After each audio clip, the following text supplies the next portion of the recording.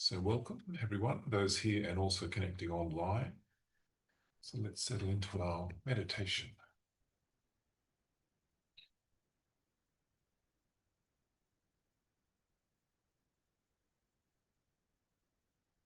So having established a comfortable sitting position,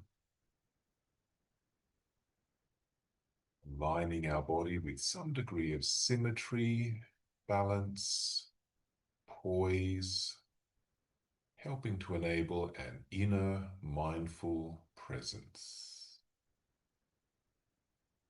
Our eyes gently closed, helping to bring awareness within, and having our initial deep, relaxing, letting go breath, helping to breathe out any stress tension that might have been building in our body over the happening of the day, the happening of the week so far. Breathing out, relaxing, releasing, letting go of issues, worries, concerns, roles and responsibilities, thoughts about what has been, thoughts about what might be, and using this time to enter into the present moment, intimately, deeply, kindly. Meditation is practicing being present with a calm, objective, receptive, attentive mind mode, enabling inner peace, tranquility, clarity, and serenity. And using our breath as our reference point for the present. But before bringing attention to our breath, just relaxing into our body, getting a sense of our body sitting here,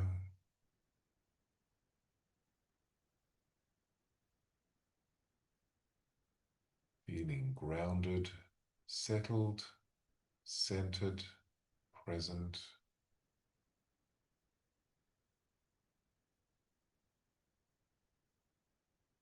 Checking in on a few contact sensations, feeling our feet connecting with the floor,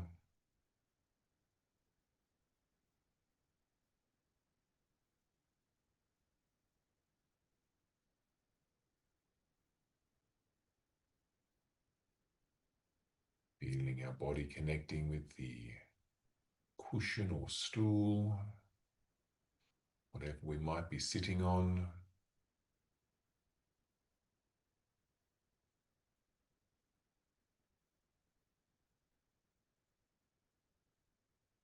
Noticing and feeling the placement of our hands and fingers, making sure they feel comfortable, adjusting them if we need to.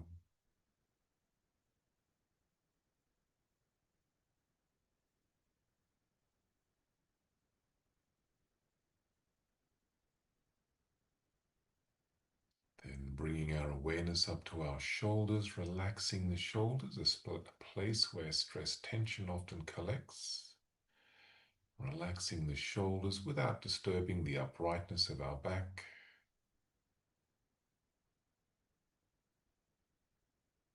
Feeling into our chest area, relaxing the chest area so we can breathe freely.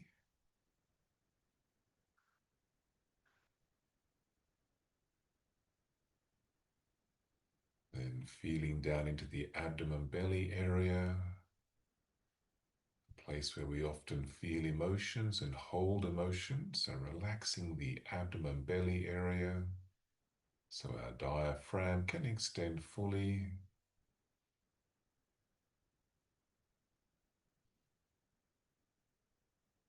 And then feeling the soothing motion, the gentle rising up with the in-breath, relaxing down with the out-breath. Feeling that movement, the rising, relaxing, rising, relaxing. Letting our body find its own natural rhythm and process of breathing.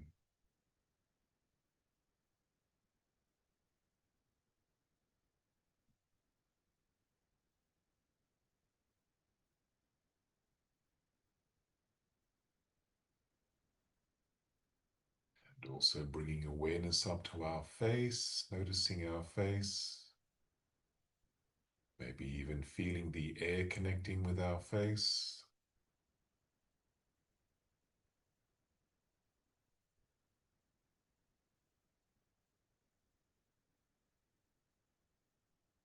And then also noticing the sense of sight and seeing as we perceive some degree of light coming in through the closed eyelids. Lightness, brightness, color, patterning, or just a blankness. Looking into that lightness, brightness, blankness through the closed eyelids.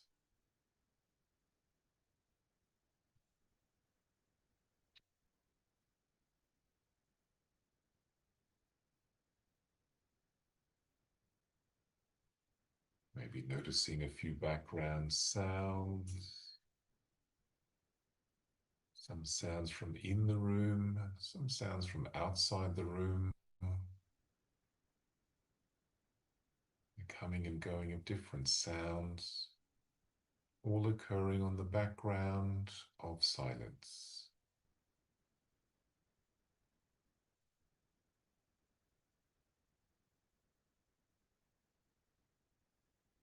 Maybe also noticing the sight and sound of any thoughts in the mind, but not being distracted or disturbed by them, not engaging into the activity of thinking, simply being aware of the flow of experience, pure and simple in the present, and particularly taking up the focus more exclusively onto the breath, the sensation of the inflow, outflow of the breath at our nose nostril area as the main or primary focus, feeling into the present moment, noticing each breath, each soothing, therapeutic, life-giving breath, each mindful breath giving life to the body and alertness to the mind.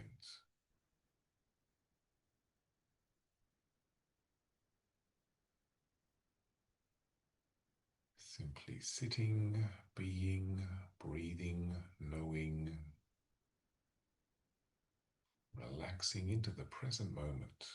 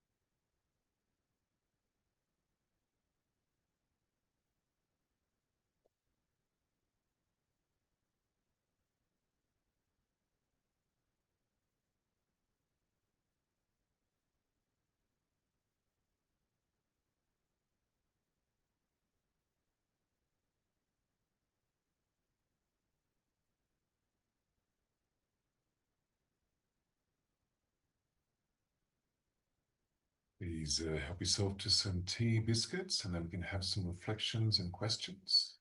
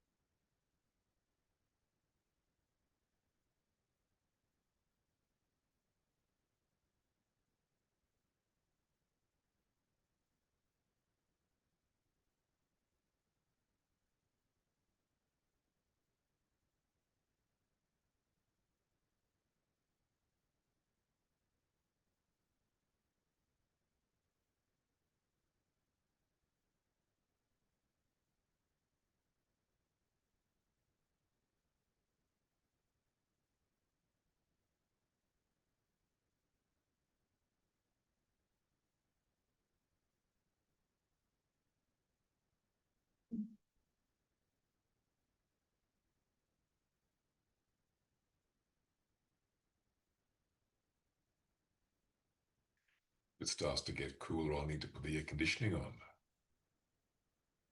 warm things up.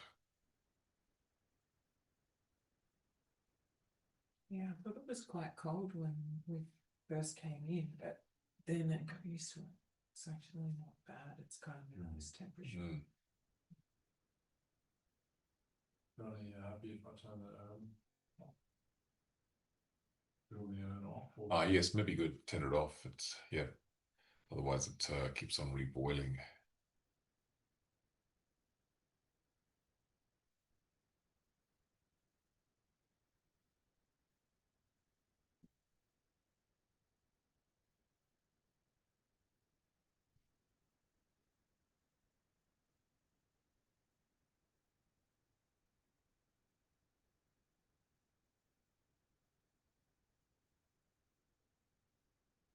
So ever since I've been practicing meditation, I've always been practicing meditation in a group. Some people, they may learn some meditation, but then their meditation is always sort of individual, practicing at home by oneself. Certainly, I sit meditation every morning by myself, but um, being part of a group ever since I started.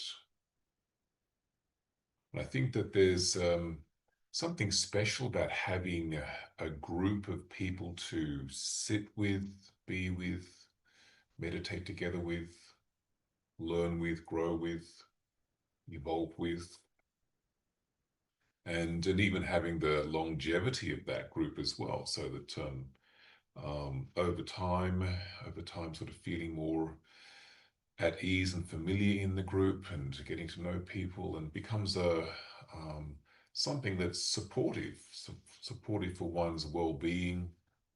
Certainly meditation practice, Dharma practice, as a way of nourishing one's being. The first group that I sort of connected with was the group of meditators at Wat Buddha Dharma, where I went to did a retreat, a 10-day retreat initially back in 1981, December 81, and then kept on staying there and ended up ordaining as a novice monk and as a part of the community there. Then from there to Thailand, taking higher ordination as a Buddhist monk, and then meditating with the monks there, so that very much a sense of group sessions. Yes, you have your own hut, you do your own meditation during the day as well, but every morning, every evening, group meditation. It has a certain energy and a certain feel, a certain vibe, and being supportive as well, because at times people if they thought, oh, if I'm just doing it myself, I maybe won't meditate. But if you know that you're part of a group, connect, share, support the group supports you, you support the group. And then from Thailand to England, various monasteries that I stayed in there, all part of the same forest Sangha lineage connection. In Switzerland there, and then deciding to leave monastic life and come back to Australia. But I thought important to form, either find a group or form a group to support my own meditation practice. And given that I'd been meditating for quite some time by then, that the sense of, okay, well, and having been teaching meditation, particularly in Europe, in Switzerland, and also outside the monastery, every month I go and teach in meditation group in Zurich, in Basel, and Geneva, running sort of retreats, weekends in the monastery as well.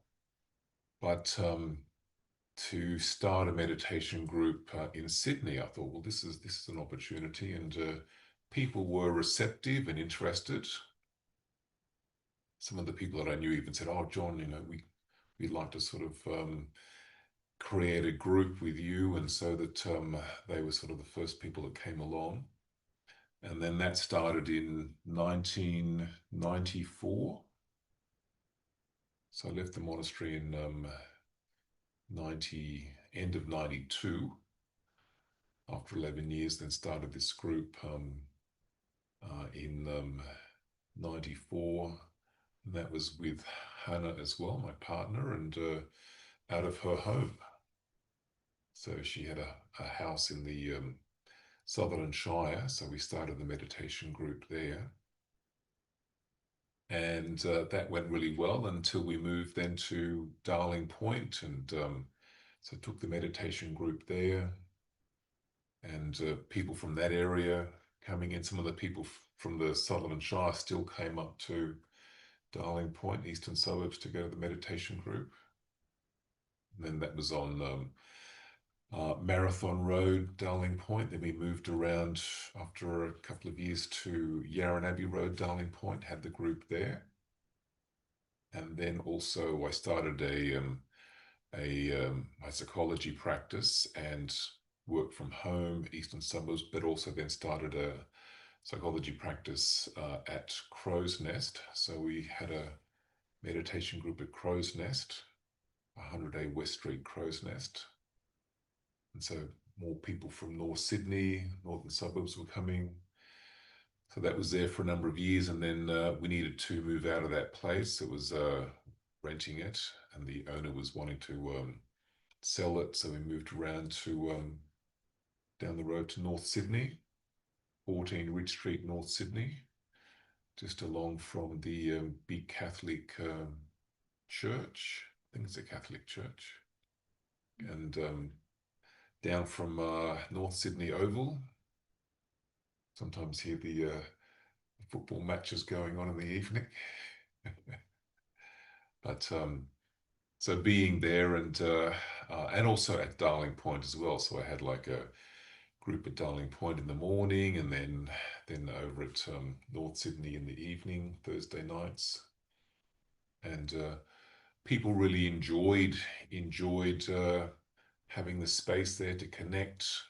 Sometimes people would form little groups as well. So after the meditation, they'd go off and have to a cafe and have some dinner together.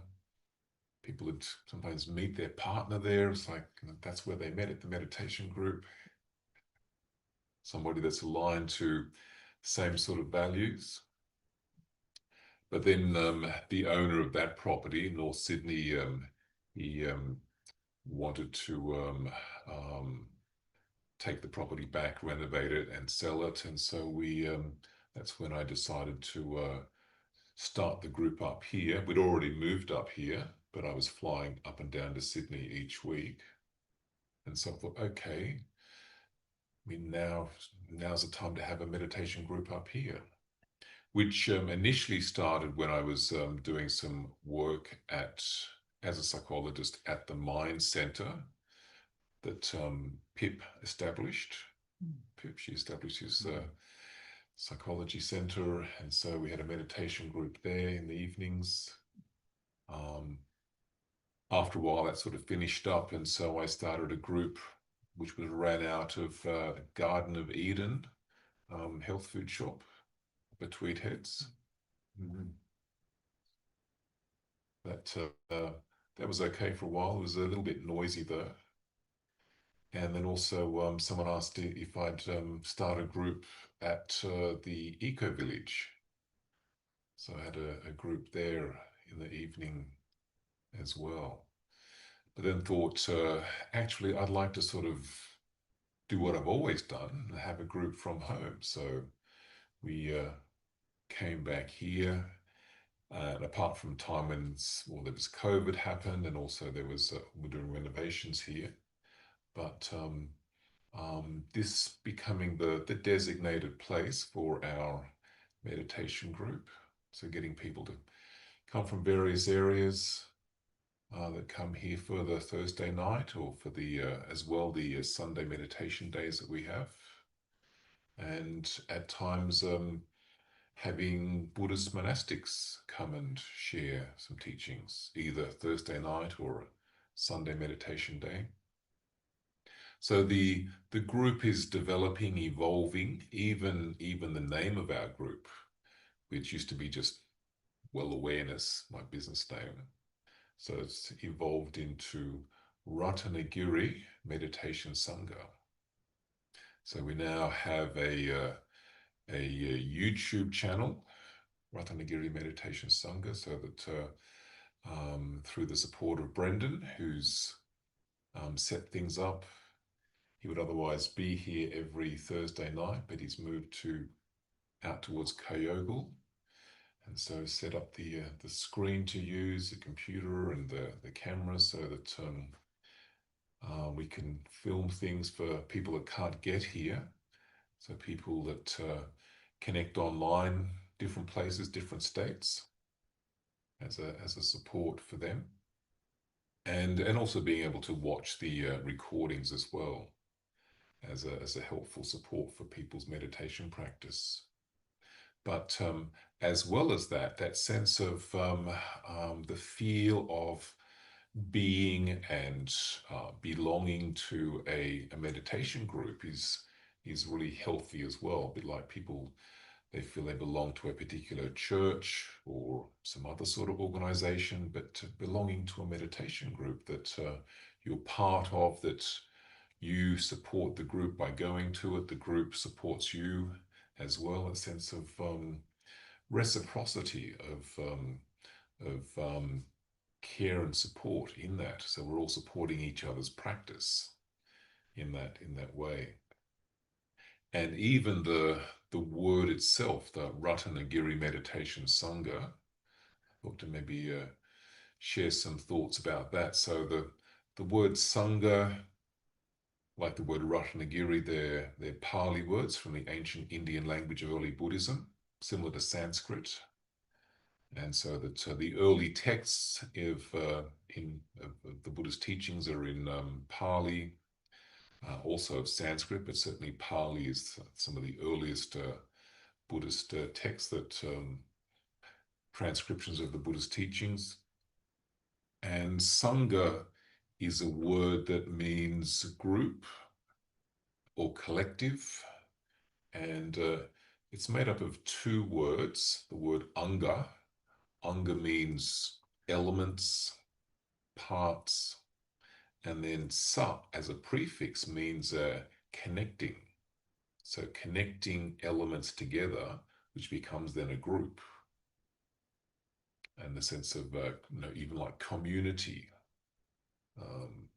So Sangha, the sense of the group. Sa is also used in quite a number of Buddhist sort of words. We have the word sanya, which is means basically recognition or remembering or recollection or recognition. Nya means knowledge, information, and sa is the connecting again. So we've got to recognize or to remember or to recollect as a faculty of mind, even a faculty of recollection, remembering, reminding. So Sangha, and sometimes you might hear the word Sangha with the various groups. There was a group that used my premises in Sydney, the Blue Gum Sangha. There's various groups around, and they use that Sangha word, meditation groups, which designates that they're probably a yes, a meditation group, but also a Theravada Buddhist meditation group as well. So Theravada Buddhism being the oldest school of Buddhism, or the original foundation teachings. Sangha, and then meditation, the word in the middle. So obviously meditation is not a yoga group, the meditation group. And even the meditation that we're doing is what we would call anapanasati, mindfulness of breathing or mindfulness with breathing, that helps then to develop samatha, which translates as calm, or in particular samadhi. So samadhi being a collection or coalescence of mind, the mind becoming more stable and focused, like firmly fixed or firmly focused on something, and particularly in this context, the breath in the present moment, and appreciating that it's really only when the mind is established, focused, fully focused, firmly focused, that it's stable and secure, that it's able to then see things clearly. When the mind is moving around, it can't see things clearly, and particularly meditation is for the purpose of stabilizing the mind to see the nature of experience, the nature of reality, the truth of things, the Dharma, the truth of things, and to then have insightful understanding, to free the mind from misperception, misunderstanding, confusion, ignorance, being caught up in the illusion of things, which then goes on to cause stress and suffering. But when the mind is able to be stable and more secure, then we can see things clearly. It's a bit like I sort of say to people, it's difficult to see things clearly if you're always moving. Same, it's difficult to know the nature of truth if you're always thinking, because the mind is sort of just full of various thoughts. So calming and stilling the mind is the avenue to then be able to then see directly, clearly. Calm, clear mind through meditation. And then the word Ratanagiri, which is the name of Hannah and I designated this place Ratanagiri, Buddhist word, Pali word. Hope you know what it means, Ratanagiri. Mountain jewel. Is it mountain jewel? Yes. Giri is more hill. So there's places in India, Sri Lanka, which have the term Giri in them. There's a monastery up near Ipswich called Dharmagiri, so it's on a hill. So Giri as in hill, and Ratana is the word for jewel. So which can be sort of seen in various ways. So jewel on the hill or jewel of the hill. So as a place, yes. So this place, this Ratanagiri Meditation Sangha. So it's the meditation group of the Jewel on the Hill, which is the name of this place. Also the physical space as well. It's lovely. So it's a jewel in the Tweed area. the jewel of the hill, this sort of ridge here to be able to see out, double views. But I was reflecting, it's more than that. So we have, Ratanagiri Meditation Sangha. Yes, not just because we're here, but to see that we are the jewel on the hill. So the people that come here to meditate, they are the jewel. So the Ratanagiri Meditation Group, they are the jewel on the hill. So when we're here, to feel, yes, we are a jewel on the hill as a group, and also as individuals as well.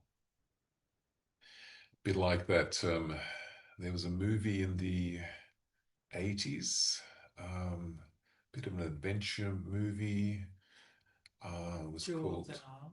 Jewel of the Nile. Was it Romancing the Stone? Just like Yeah, I'm romance. thinking of Yeah, Indiana Jones or was with Michael Douglas, Romancing the Stone. Romancing the Stone, and they were looking for the Jewel of the Nile, which they thought was a jewel, but it turned out it was a person. It was a person. So he was the jewel, and he said, "I am the jewel of the Nile. You're actually looking for me, not some sort of stone out there." So that sense of seeing ourselves as the jewel on the hill. So how could we be a jewel on the hill?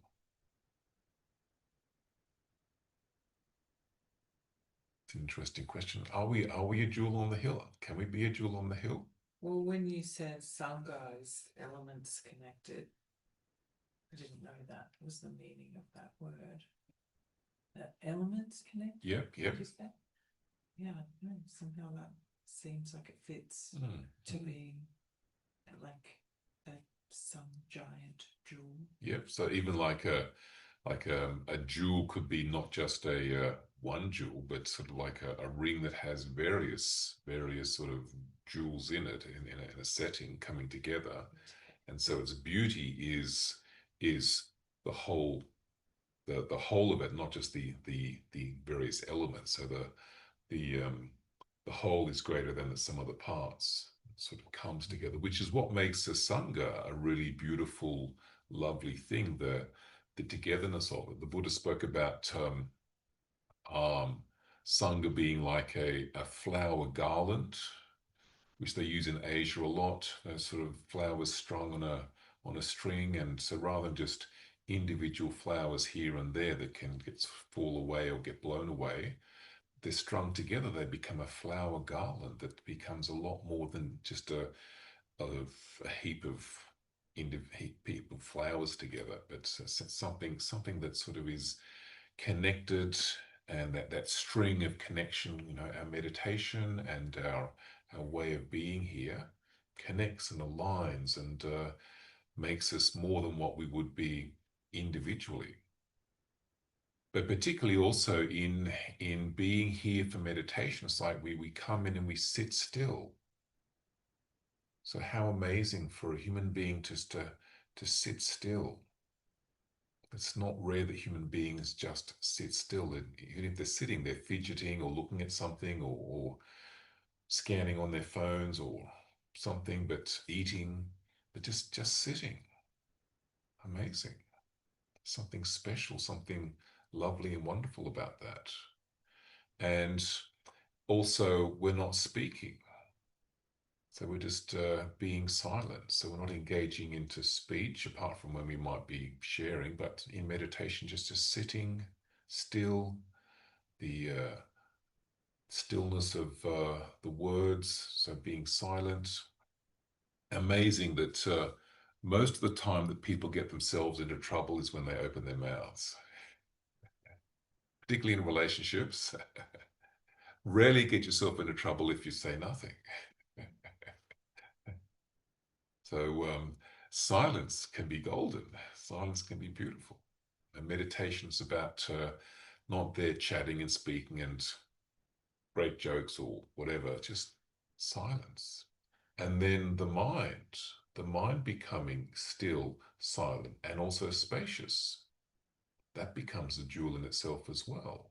So the silent, calm, clear, purity of mind becomes a jewel and very, very special. And we put a lot of emphasis onto thoughts and thinking, amazing thoughts and beautiful thoughts, high-minded thoughts, but there's something also incredibly special and precious where there's a mind that has no thoughts, which in many ways is the essence of meditation, to still the body, still the voice, and still the mind into a deep peace and tranquility. And that then becomes the jewel on the hill, so that when we're sitting here, that's what becomes enabled, and not just individually, but a presence of physical stillness. With half a dozen people that are sitting still, they're not speaking, their minds becoming still, quiet, inwardly spacious, peaceful. That's something really precious for human beings to be able to enable. And it leads to great, not just calm, but great clarity and great understanding as well. It leads to enlightenment, the highest psycho-spiritual potential for a human being to realize full, complete spiritual enlightenment simply by sitting still, not speaking, and not thinking. Wow. So all that can be represented in this sense of Ratanagiri Meditation Sangha, the meditation group of the jewel on the hill, which is what we are. So even if you leave the hill and you go back home, you can still see that, or sense and feel that you're part of that jewel, part of that clarity and that calmness and that presence. I just wanted to offer that into the consideration this evening, and especially because next week I've invited Justin to share some reflections, and that sense of as our group develops, then having other people, not just monastics that come and share, but people that are part of the group. And Justin's part of our Ratanagiri Meditation Sangha committee. So we have a committee, we formed a committee which has been established for a couple of years now. That includes obviously myself, it includes Justin, includes Clint, includes Brendan, who again has sort of kindly set up the system here, and also Loretta, who's probably online at the moment as well, and also Pip, who's in Western Australia at the moment. And so that getting together on a regular basis to talk about things that we can do to look after and maintain and support the group, helping it to develop for the benefit of everyone. And so as when I was in Sydney, I'd have students at times that would come and share their reflections for the evening, especially when I wasn't able to be there. And so for our group as well to have particularly committee members that are meditation students that come and share some things, and also grow in that experience of being able to share and in time develop that quality of being the jewel on the hill. So in the last few minutes, any thoughts or questions or comments? Yeah, I'd just like to reflect how generous that reflection was, or that offering was, to include the community here as part of the jewel. It just felt very uplifting, and just a sort of generosity, and that just made me, I guess, think about your offering of creating this place as a meditation, and listening to your long history of creating meditation groups, and I think I've been coming here since you were in the sitting room, so probably 5, 6, 7 years maybe. I'm not quite sure. And there's just this feeling of gratitude that there is this space that you show up, every week, and even if I can't come here, it's really is a jewel that you've created here, and I just felt that was very generous to include, the community of people as part of the jewel. I was imagining the jewel as facets, and the parts were, we're all a facet on the jewel. Yeah, it's another way of looking at it. Yeah, all reflecting light. All reflecting light. Yeah, the same light there. So, and very generous to invite me to take part in the group next week. I certainly claim no authority from any kind of knowledgeable position, but yes, just happy to sort of keep the Sangha going while you're not here. And I was thinking of reflecting on Samma, so I was wondering if that had a similar sa prefix. Does that have a connecting element as a wholeness? Probably, but you can look it up. Well, we know that Sama means wholesome or Yeah. right or correct, or on those lines, as a prefix for the eightfold path. But Pali is a really great language because in a way, there's a science to the words. There's a logic and a science to how the words are put together. Yeah, so just feeling very grateful.